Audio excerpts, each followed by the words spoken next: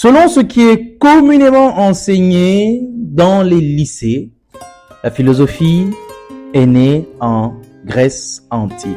Le peuple grec serait donc le premier peuple de la Terre à avoir commencé à philosopher, à avoir commencé à utiliser la raison. De ce fait, conséquence logique, tous les autres peuples du monde seraient donc subordonnés, seraient donc inférieurs au peuple grec ou européens en général, puisque c'est grâce à eux qu'ils ont appris à utiliser leur raison. Vous l'aurez compris, ce genre de position communément enseignée dans le système éducatif francophone a pour objectif de justifier l'esclavage, de justifier une certaine hiérarchisation des races, de justifier ce que Luc Ferry a lui-même appelé la mission civilisatrice, par exemple, de la France à l'égard des autres peuples. Mesdames et messieurs, bienvenue dans ce podcast Agora à l'ombre des baobabs. Je suis Ibrahim Samba Modidja, éternel étudiant en philosophie, son amoureux le plus fidèle et préféré, bien évidemment.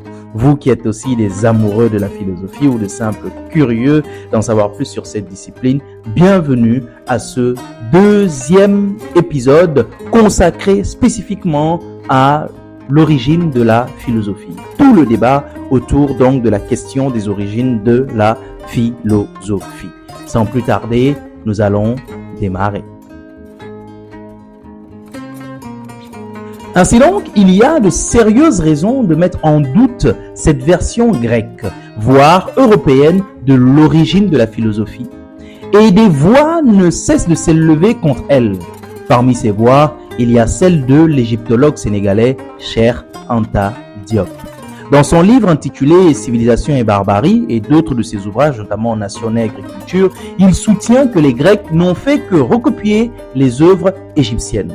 Notamment dans ce premier ouvrage cité, il écrit à ce sujet. Les Grecs, initiés en Égypte, s'approprient tout ce qu'ils apprennent une fois rentrés chez eux. Fin de citation.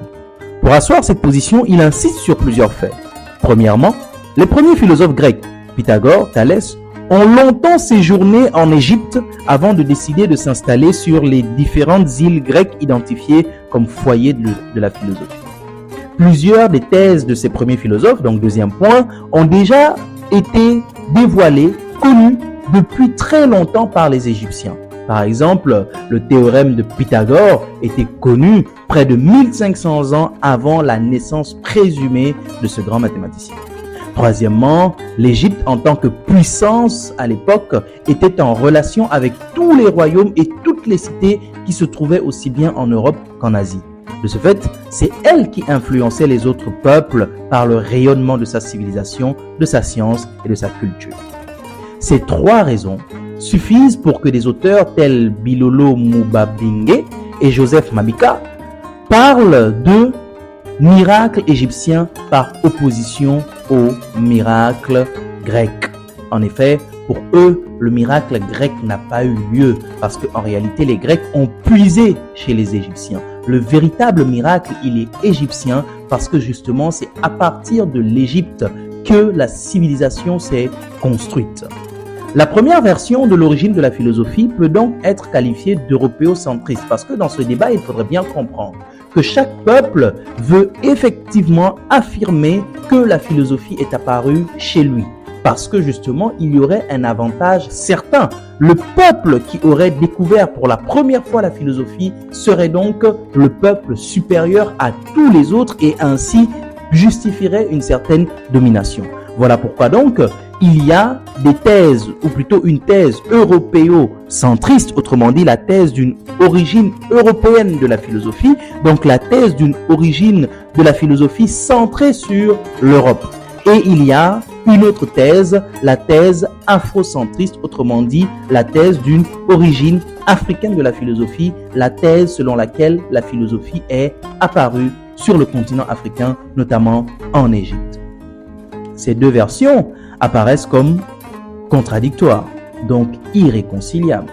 Ainsi, face à l'impasse d'une attribution d'une date et d'un lieu de naissance de la philosophie, certains vont simplement affirmer qu'il n'y a pas lieu que la philosophie appartienne à un peuple en particulier, car la philosophie est une activité humaine et c'est à ce titre qu'elle appartient à tous les hommes. Comprenez bien, que ce soit du côté européen, du côté africain ou du côté asiatique ou encore d'un autre peuple, si on accepte que la philosophie est apparue quelque part et à un moment précis, on va tomber dans les mêmes conséquences négatives, à savoir que ce peuple où la philosophie serait apparue pour la première fois serait donc supérieur à tous les autres peuples.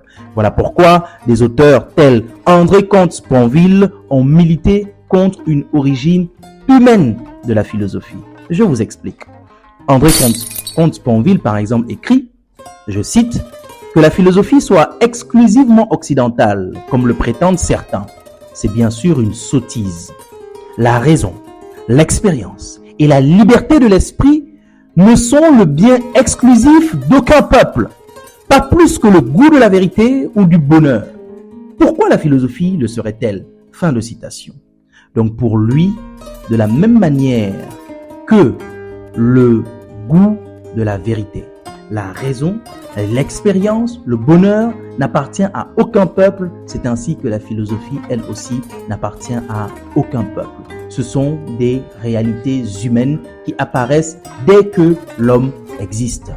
D'ailleurs, c'est ainsi que face aux deux versions antagonistes, une troisième position fait son apparition. Je vous ai parlé de l'européocentrisme, je vous ai parlé de l'afrocentrisme. Eh bien, sachez qu'il existe l'homocentrisme.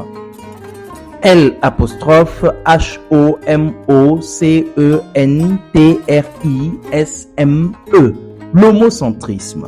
Ce courant de pensée soutient que la philosophie est apparue dès l'instant que l'homme a été confronté à des questions existentielles telles que « Qui suis-je ? D'où est-ce que je viens? Pourquoi le mal? Etc. Ce sont des questions relatives à la quête du sens des choses. Cette quête n'est l'apanage d'aucun peuple, ni grec, ni égyptien, ni chinois, ni amérindien. Mais c'est plutôt des questionnements, ce sont plutôt des questionnements qui appartiennent à l'ensemble des hommes en général. Donc, comme une synthèse, la philosophie n'est née ni en Grèce, ni en Égypte, mais elle est née avec l'homme. Autrement dit, montrez-nous où et quand est apparu le premier homme et on vous montrera où et quand est apparue la philosophie.